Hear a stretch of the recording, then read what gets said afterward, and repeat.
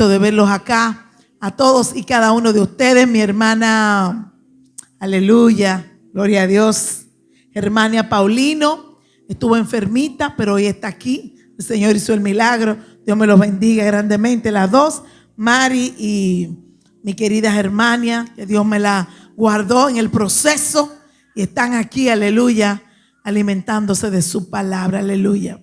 Me gozo de ver a Sammy y a Caroline. Ellos también son nuestros, aleluya. Bendito sea el Señor. Los Samueles son muchos en la casa del Señor, pero nos gozamos. Es que verdaderamente Samuel fue un profeta que ojalá todos nosotros nos identifiquemos con él. Aleluya. Iglesia, estamos de campamento. Nos vamos el viernes. La guagua sale de aquí a la 1 de la tarde. El próximo viernes. Aleluya.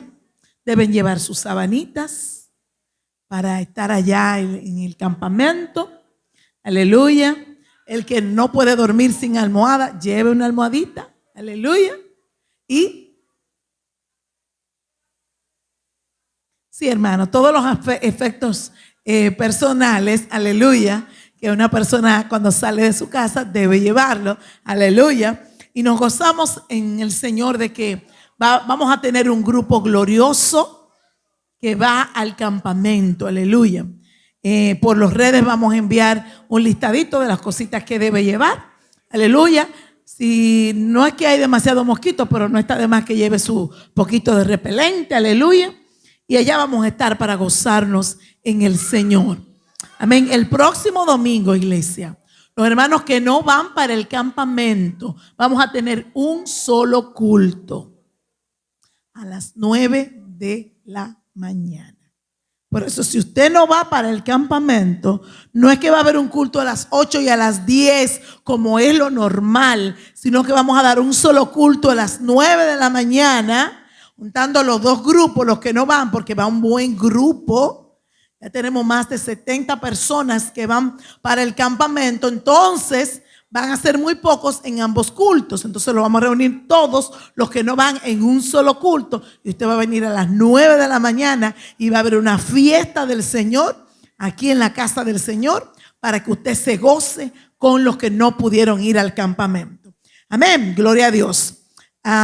Bendigo a Flor Ángel y a Ian Eliezer. Aleluya. Me gusta como Flor Ángel, después que presentó a Ian Eliezer, no ha dejado de venir ni un solo día, ni un solo domingo. Ella se ha decidido que el compromiso y el pacto que ella hizo con el Señor, presentándole su hijo al Señor aquí, ella está cumpliendo su parte y yo sé que el Señor hace la suya. Amén. Vas a cosechar un hijo que ama la casa del Señor y que ama los caminos del Rey. Aleluya. Bien, mis hermanos, vamos a ver los anuncios que tenemos en la semana, aparte de los anuncios de lo del campamento. Aleluya. Dios le bendiga, mis hermanos. A continuación estaremos viendo los anuncios semanales de la Iglesia de Dios en Sánchez Libertad, Idel.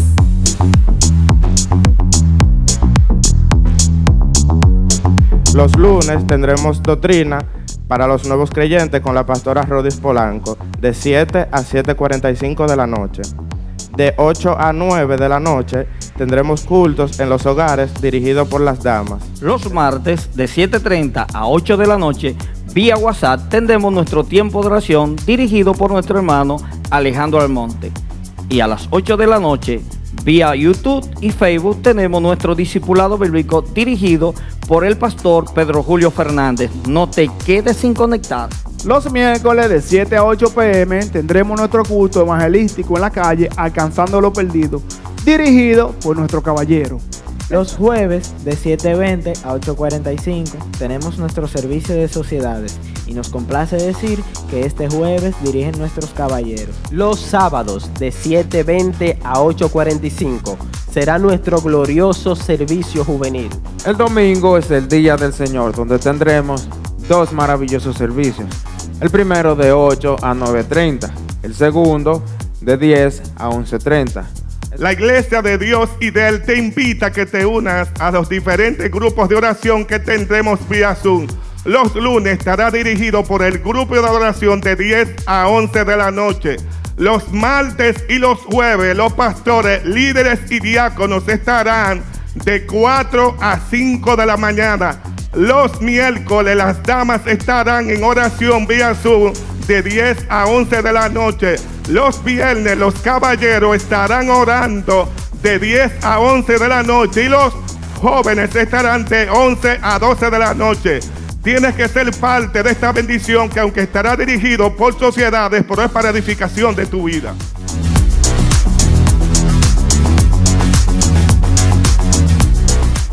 Aleluya, gloria a Dios. Bien activados para ir para nuestro campamento. Les recuerdo a los hermanos que todavía les falta por completar su cuota de pago, que el jueves es el último día, ya nos vamos el viernes. Entonces, el jueves, ya ustedes saben, estamos aquí. Nuestro hermano Ciel puede recibirles, yo le puedo recibir también.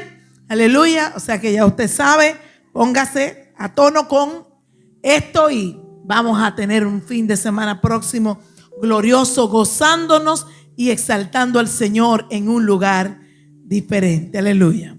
Hoy en esta mañana el Señor ha convocado a una princesa del Señor para que sea el instrumento que traiga la palabra que Él ha preparado para nuestras vidas. Vamos a estar puestos de pies.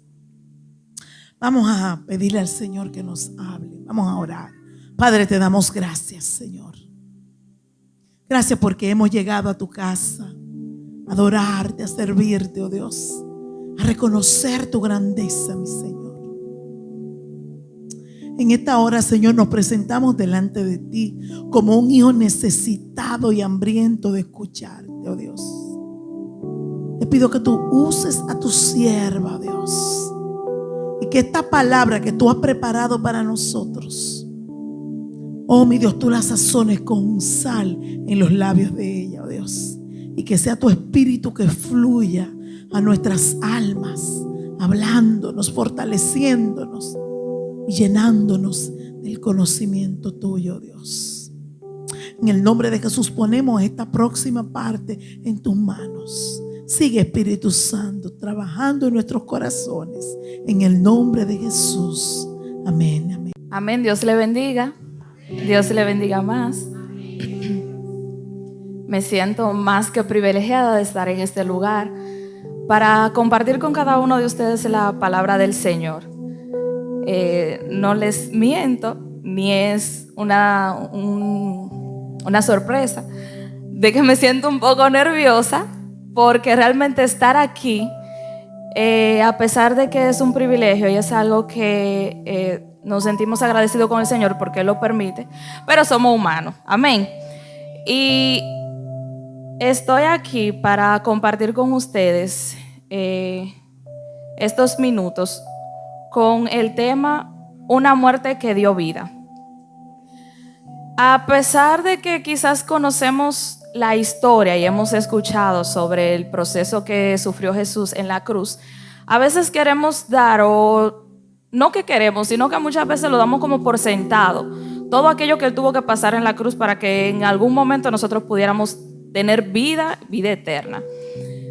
Si bien es cierto que normalmente estos temas se tratan en una temporada especial o en específica, que es la Semana Santa, nunca está de más recordar y conocer más a fondo todo aquello que Él tuvo que pasar durante todo ese proceso.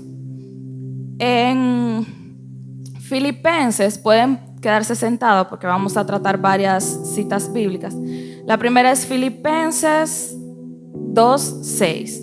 La palabra de Dios se lee en el nombre del Padre, del Hijo y del Espíritu Santo. Amén. Dice, el cual, siendo en forma de Dios, no estimó el ser igual a Dios como cosa a que aferrarse, sino que se despojó a sí mismo, tomando forma de siervo, hecho semejante a los hombres. Y estando en la condición de hombre, se humilló a sí mismo, haciéndose obediente hasta la muerte y muerte de cruz. En estos versos nos podemos dar cuenta que así como Jesús era el Hijo de Dios, era Dios, también llegó un momento en que Él se despojó de toda grandeza y de ser Dios para convertirse y ponerse en el lugar de los hombres. Es decir, que todo este proceso que él fue viviendo desde el momento de su traición, su arresto, su crucifixión, todo esto lo vivió como hombre. Todo esto lo vivió estando en un cuerpo que cualquiera de nosotros pudo haber tenido que pasar por todo esto que él pasó.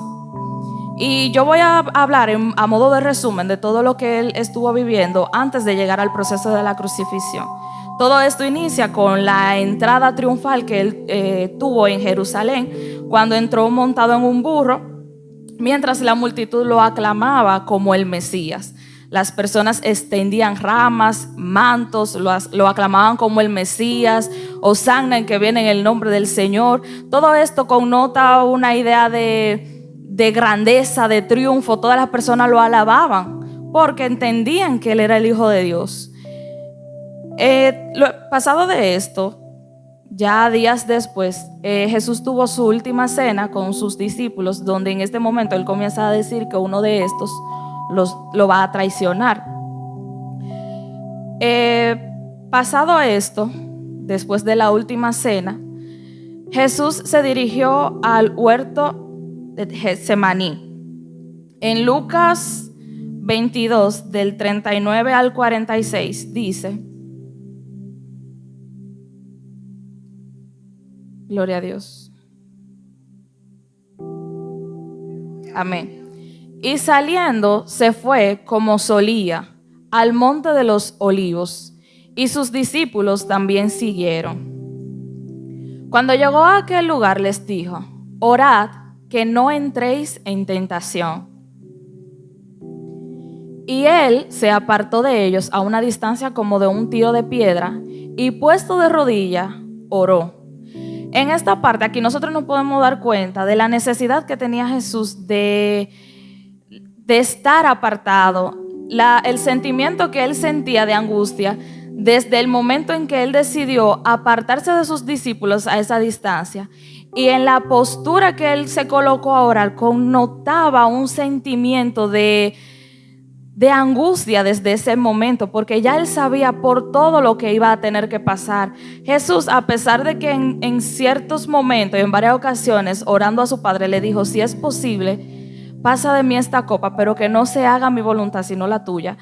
Nosotros nos podemos dar cuenta de que a pesar de que él estaba convencido de que se iba a realizar la voluntad de Dios, él de cierta forma no estaba como contento con aquello que tenía que pasar.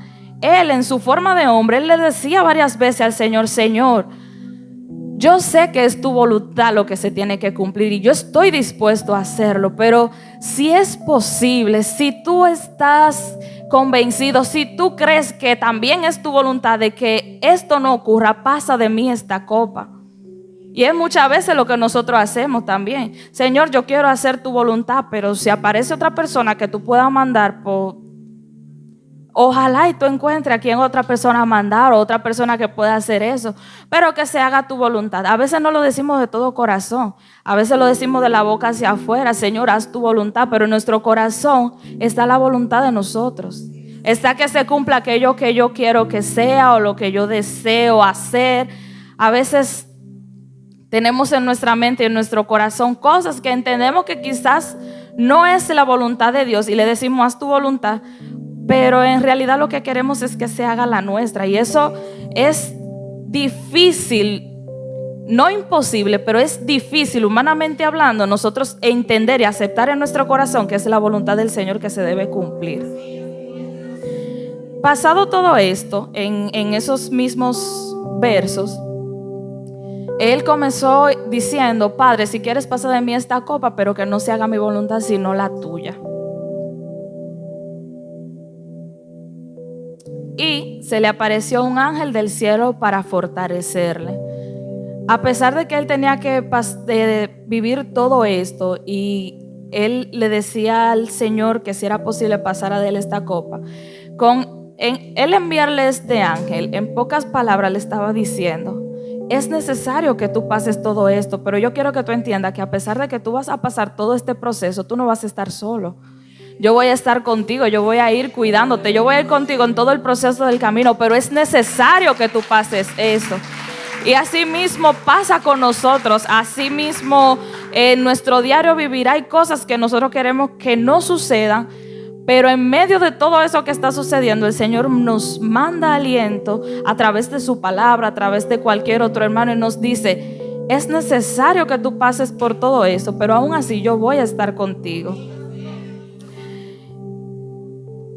Y estando en agonía, oraba más intensamente, y era su sudor como grandes gotas de sangre que caían hasta la tierra. En una ocasión yo estuve aquí mismo en este lugar hablando con relación a esto, y algo que a mí me impactó mucho según yo estuve investigando, y es que esto que explica aquí puede tener dos significados o dos vertientes. Desde el punto de vista del cuerpo humano, esto puede ser conocido como una condición muy extraña que se da en distintos casos. Por ejemplo, cuando el cuerpo humano se encuentra sometido a un nivel de estrés y angustia tan alto, comienza a suceder es como si fuese una extravasación de sangre. La sangre comienza a salir por los poros, por las glándulas sudoríparas, y comienza a sudar sangre literalmente. Pero para que una persona pueda llegar a ocurrirle eso, ya usted se puede imaginar el nivel de estrés y ansiedad que debe estar sufriendo una persona, que no es a veces como nosotros nos sentimos estresados o angustiados porque tenemos alguna asignación pendiente que hacer, y ya por eso a veces nos queremos volver locos o el mundo cree que se nos va a caer encima. Era un nivel tan alto de estrés que ya él comenzaba a sudar sangre, y esto caía a tierra y se notaba. Y cuando yo leía esto, yo decía: Señor, verdaderamente que tú nos entiendes, porque tú tuviste que pasar por todas esas cosas, y a veces nosotros también pasamos por eso. Y cuando escuchamos esto, todo lo que él tuvo que pasar, a veces nosotros decimos: y yo me estoy quejando por eso. Y eso es lo que a mí me está atormentando, cuando el Señor, en su condición de hombre, porque a veces nosotros decimos: no, es que el Señor también era Dios, pero él vivió todo eso en condición de hombre. Él no era Dios cuando él estaba viviendo todo eso, cuando él pasó por todo ese sacrificio. Era en forma de hombre. Entonces él también padeció y se sintió en ese momento como muchas veces también nosotros nos sentimos. Y por eso es que él es nuestro Padre, y por eso nos entiende. Pasado esto, de que él fue al monte y oró, luego continuó lo que es el arresto, cuando uno de sus discípulos, Judas Iscariote, traicionó a Jesús conduciendo a una multitud al huerto para arrestarlo, y Jesús fue arrestado y llevado a los líderes religiosos. Pasado esto, llegó a lo que es el juicio ante el Sanedrín, el consejo de líderes religiosos judíos. Allí fue acusado de blasfemia y declarado digno de muerte. Aquí entonces lo llevan frente al juicio, en el juicio ante Pilato. Pilato, gobernador romano, quien no encontró culpa en él, porque a pesar de que intentaron buscar algo de qué culparlo, no fue hallado de culpa. Finalmente, esto ocurrió bajo la presión social que él tenía frente a las personas que pedían que liberaran a Barrabás y crucificaran a Jesús. Que por esto es que cuando leemos nos damos cuenta que él llegó un momento en que se lavó las manos y les dijo a la multitud de que la muerte de este justo quedaba por ellos, porque él entendía que no había de qué culparlo. Él estaba consciente de que Jesús era justo, pero aún así, por la presión de las personas, él tomó esta decisión. Y aquí debemos hacer una pausa y pensar, analizar, reflexionar en qué es lo que yo estoy haciendo que probablemente es influenciado por la presión de otras personas. Si la decisión que yo voy a tomar es realmente lo que Dios quiere para mí, como Él le decía que se hiciera su voluntad, o si es que yo estoy dejándome presionar de quizás lo que yo veo en la calle, lo que yo veo en las redes, lo que yo veo en otras personas. El Señor tiene un plan diferente para cada uno de nosotros, y cada uno de nosotros, el plan del Señor se va a cumplir de acuerdo a su voluntad y a su tiempo. Es por eso importante que nosotros no nos podemos desesperar. Siempre hay que esperar el tiempo del Señor, porque Él tiene lo mejor para sus hijos. Gloria a Dios.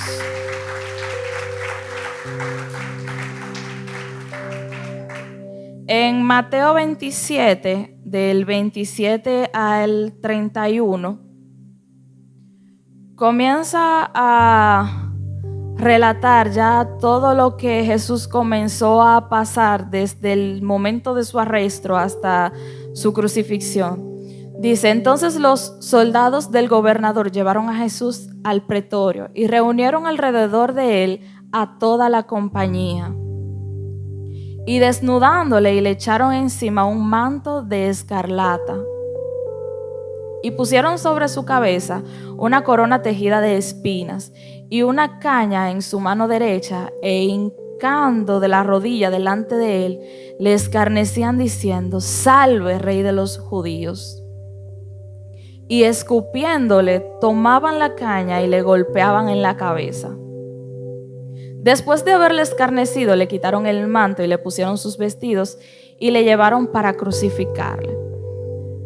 Aquí podemos ver un proceso de humillación y burla hacia Jesús.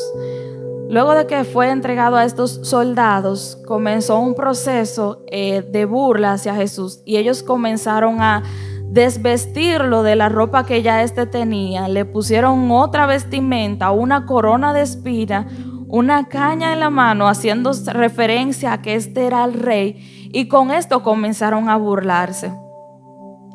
Y a veces nosotros nos ponemos a pensar que quizás con un gesto o una expresión, a veces nosotros nos sentimos de una forma como ofendidos o que nos sentimos mal, pero al ver esto, todo lo que él tuvo que pasar, y lo increíble de todo esto es que él en ningún momento abrió su boca. Él en ningún momento dijo una palabra para defenderse, y él tenía el poder para hacerlo. Él tenía el poder para poder parar todo eso en ese momento. Y aún así, por amor a cada uno de nosotros, él en ningún momento abrió su boca. Usted sabe lo que es vestirlo, desvestirlo, volverlo a cambiar, ponerle una corona de espinas, burlarse delante de él en un símbolo de mofa, de que era cualquier persona que estaba ahí. Y aún así él no abrió su boca. En esta parte, nosotros podemos ver que antes de llevar a Jesús a la crucifixión, los soldados romanos lo escarnecieron, es decir, lo ridiculizaron y se burlaron de él.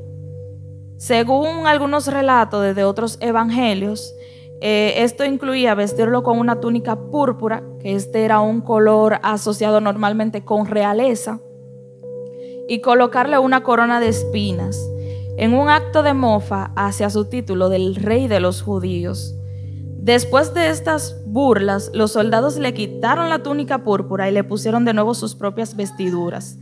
Esto era un proceso, esto era como parte del proceso de la humillación, de desnudarlo, vestirlo, desvestirlo, volverlo a vestir, y repetidamente como si fuese un muñeco con el que yo tengo en mis manos y yo puedo hacer con él lo que yo quiera, y ese muñeco no abrir la boca.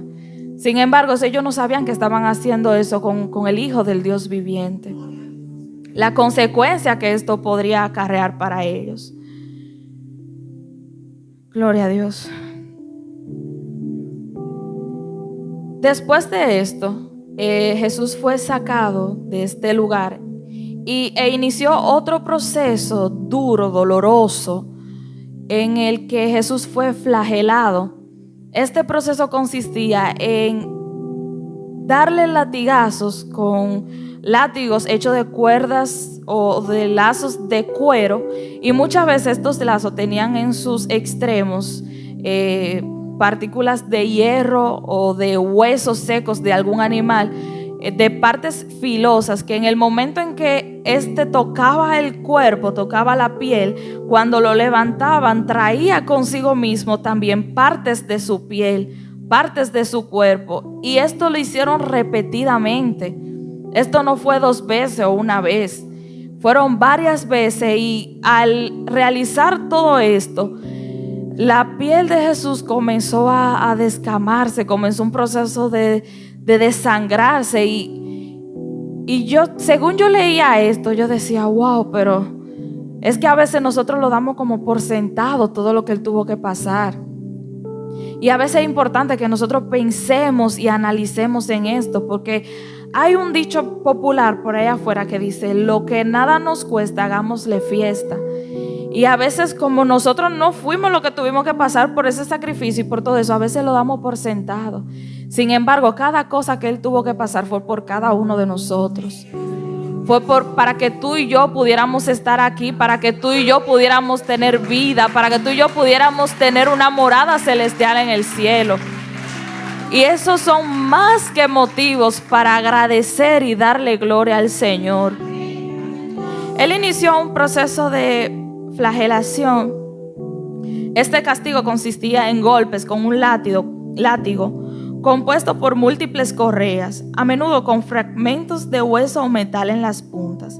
Esto causaba laceraciones profundas y pérdida significativa de sangre. Esto fue considerado como una de las principales causas de muerte de Jesús, y fue el comenzar a desangrarse por medio de este proceso.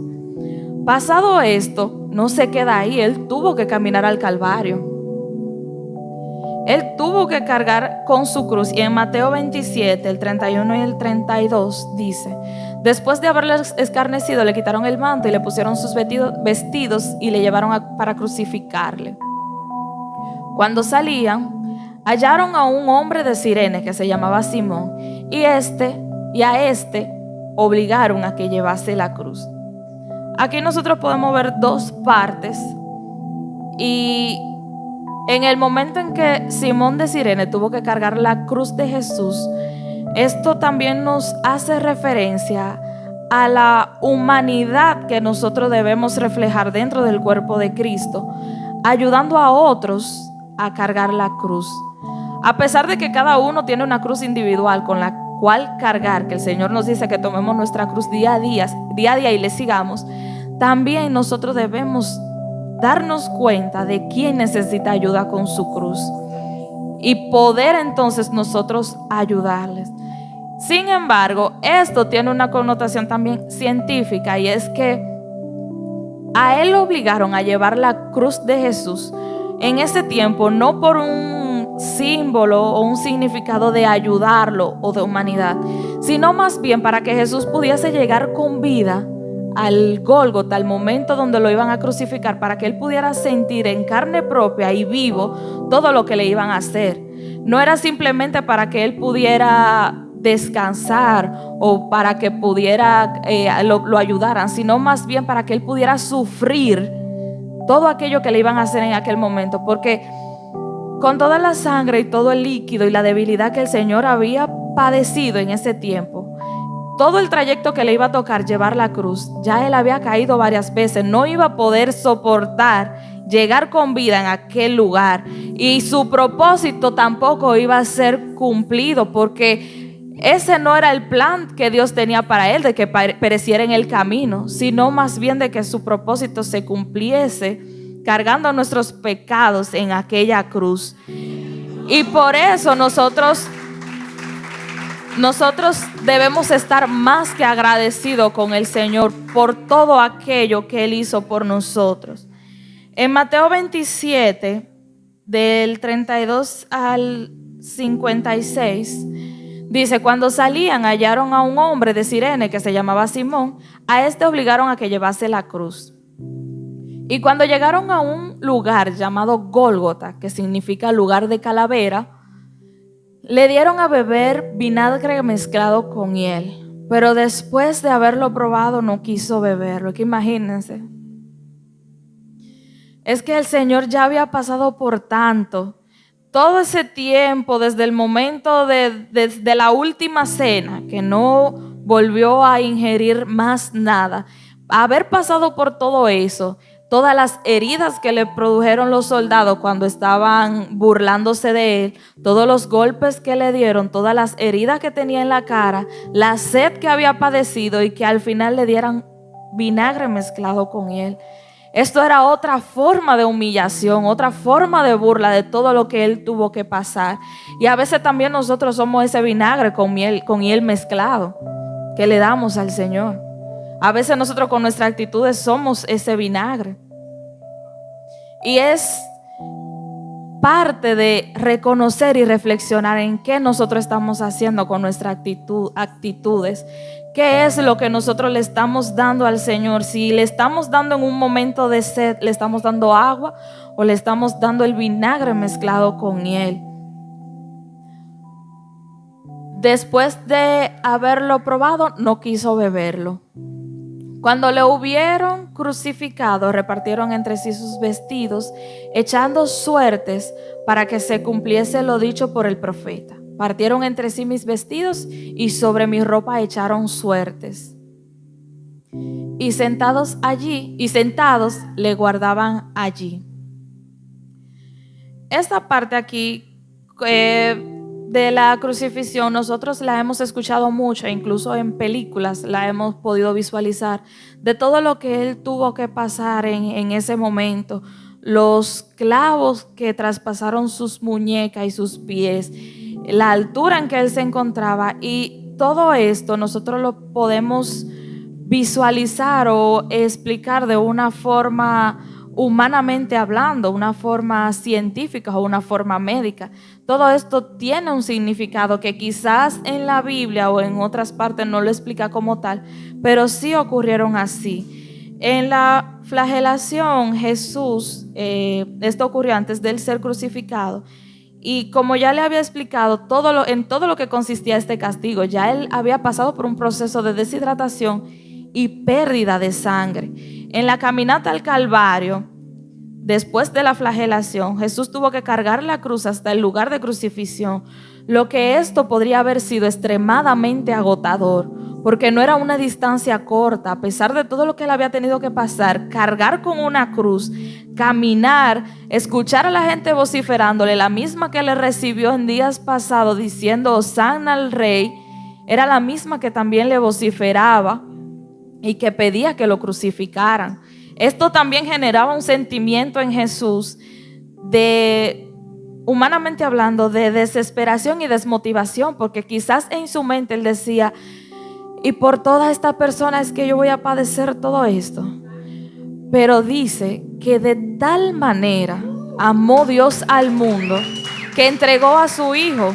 Cuando dice de tal manera es porque no hay una palabra que englobe aquel amor que Él tiene y tuvo por nosotros en aquel momento. Quizás humanamente hablando, Él en algún momento pensó tirar la toalla, pero su amor fue más inmenso. Su amor por cada uno de nosotros fue más inmenso que todo el sufrimiento que Él tuvo que pasar. Una vez en el lugar de la ejecución, es decir, de la crucifixión, Jesús fue clavado a la cruz. Los clavos eran generalmente atravesados a través de las muñecas, no de las palmas, y de los pies. Esto no solo causaba un dolor inmenso en esas extremidades, sino que esto también dañaba los nervios importantes, aumentando aún más así el sufrimiento. Según yo estuve investigando, existen 3 causas específicas o 3 causas principales de la muerte de Jesús, de lo que le provocó la muerte fisiológicamente hablando. Y la primera fue la asfixia. La principal causa de muerte de Jesús era la asfixia. Al Jesús estar colgado en esta posición tan incómoda de tener los brazos extendidos y clavado de pies y manos, imagínense en esa posición, en una cruz, a una altura, intentar respirar. El esfuerzo sobrehumano que tiene que hacer una persona para mantenerse con vida. El intentar presionar sus pies para impulsarse hacia arriba para poder inhalar aire era sumamente doloroso. Y cada vez que él respiraba se hacía cada vez más difícil, cada vez le quedaba menos energía. Y yo pensando, yo me imagino que quizás en su mente con cada respiro que él intentaba hacer, con cada uno de estos, él decía, yo los amo. Yo los amo. Yo los amo y por eso yo estoy haciendo esto, porque es que no cabe en la mente, en nuestra mente humana no hay otro significado de todo ese padecimiento. Todo eso fue por amor. Los crucificados tenían que empujarse hacia arriba con sus pies ya crucificados, clavados, para poder inhalar y exhalar aire, lo que resultaba extremadamente doloroso y agotador. Con el tiempo, la fatiga y el dolor hacían aún más imposible el movimiento, llevando a la asfixia, a la falta de aire. Gloria a Dios. La siguiente causa de muerte de Jesús es conocido como un shock hipovolémico. Esto consiste en la pérdida masiva de sangre y debido a la flagelación y a la crucifixión, esto podría haber contribuido a la muerte. Esto llevaría a una insuficiencia circulatoria y un fallo orgánico múltiple.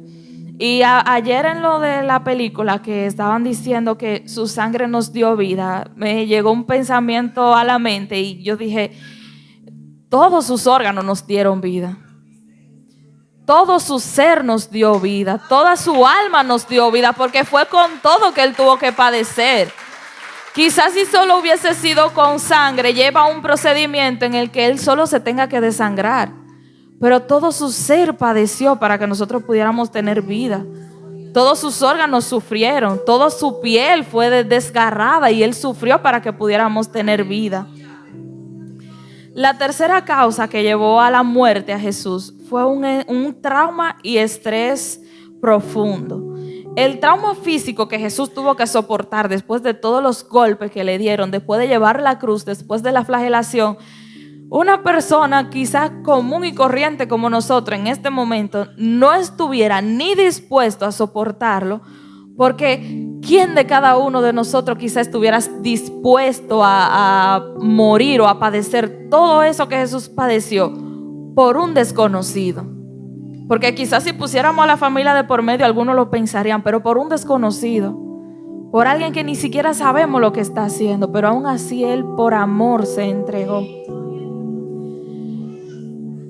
El estrés extremo también había jugado un papel importante desde allá, desde el monte, cuando él estuvo orando, que sus gotas eran como sangre, sus gotas de sudor eran sangre. Todo esto él tuvo que padecerlo por cada uno de nosotros. Y yo quiero ya ir culminando y dejándolo con eso para que ustedes puedan reflexionar y no como en ese sentimiento de culpa de que el Señor tuvo que pasar todo eso por mí, sino más bien de agradecimiento, porque Él no fue obligado a hacer esto. Él todo esto lo hizo por amor a cada uno de nosotros, y a nosotros ya solo nos resta amarlo así como Él nos amó a nosotros, obedecerlo como Él pide que le hagamos y guardar su palabra. Aquí dice: Jesús experimentó un sufrimiento humano extremo en múltiples niveles. En cuanto al nivel físico, Jesús fue azotado, Jesús fue golpeado, Jesús fue coronado con espinas y finalmente crucificado. En un nivel emocional, Jesús fue traicionado en primera instancia por uno de sus discípulos, uno de sus queridos. Fue abandonado por los mismos discípulos, porque ya en el momento del arresto y la crucifixión y todo esto, todos se dispersaron. Jesús fue burlado y despreciado por los soldados cuando comenzaron a desvestirlo y a vestirlo nuevamente. Jesús fue despreciado por aquellos también que lo negaron. En un nivel espiritual, que es, yo me imagino que quizás fue el más fuerte para Jesús en el momento de su crucifixión, fue cuando Él le preguntó a su Dios que por qué lo había abandonado. Cuando el pecado, la carga del pecado de cada uno de nosotros fue sobre Él, Jesús experimentó un sufrimiento extremo en nivel espiritual cuando comenzó a llevar la carga de los pecados del mundo y experimentó un sentimiento de abandono por parte de Dios. Y todo eso, Jesús lo hizo por ti y por mí. Jesús lo hizo por ti y por mí. Y a nosotros ya solo nos resta guardar su palabra, obedecerle, amarle así como Él nos amó, estar dispuesto a sufrir humillación por Él, estar dispuesto a sufrir abandono por Él, estar dispuesto a padecer aquello también que Él padeció por nosotros, por Él. Y la ventaja que quizás podríamos decir que tenemos, y es que cada uno de nosotros no tenemos que hacer nada para ganarnos la salvación, porque esta ha sido por gracia. Sin embargo, sí nos restan cosas por hacer para mantenerla. Y en agradecimiento al Señor, esto es lo que nos queda por hacer. Dios le bendiga, Dios le guarde.